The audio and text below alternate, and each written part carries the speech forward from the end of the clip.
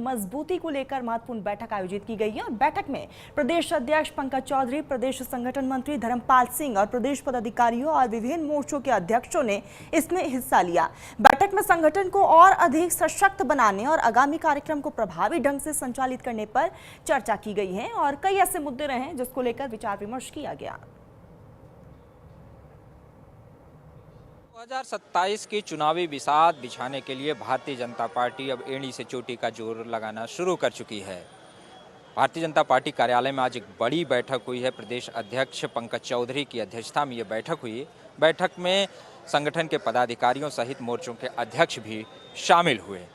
इस बैठक में 2027 की तैयारियों को लेकर अहम चर्चाएं हुई। साथ ही सरकार और संगठन के बीच सामंजस्य बिठाकर कैसे जनता के बीच में जाना है, इस बात पर भी मंथन हुआ।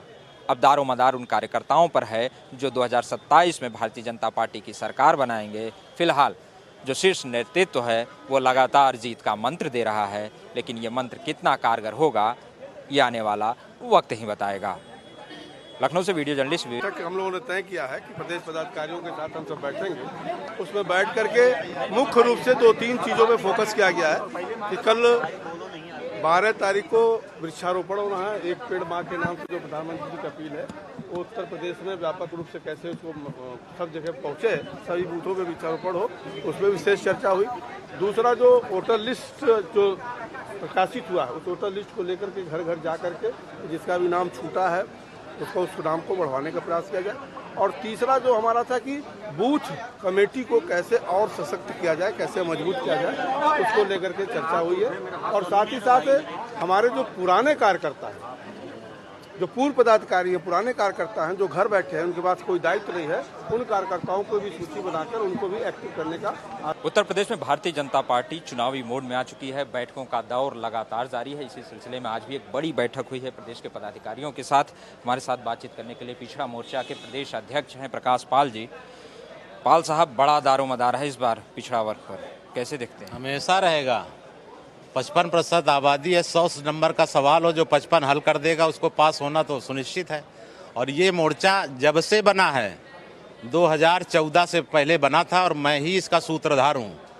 और मैंने ही इनको सब समाजवादियों की इनकी नौटंकी जो चल रही थी, इनकी सरकार थी, तब मैंने राजनाथ सिंह जी, अमित शाह जी से कहकर ये मोर्चा बनवाया था। और जब से ये 7वां मोर्चा हो गया है और 7 जब हो जाता है ना तो पूरा गठबंधन पक्का हो जाता है। और तब से प्रदेश में और देश में अब हमेशा के लिए भाजपा की सरकार रहेगी, चाहे केंद्र हो चाहे प्रदेश में।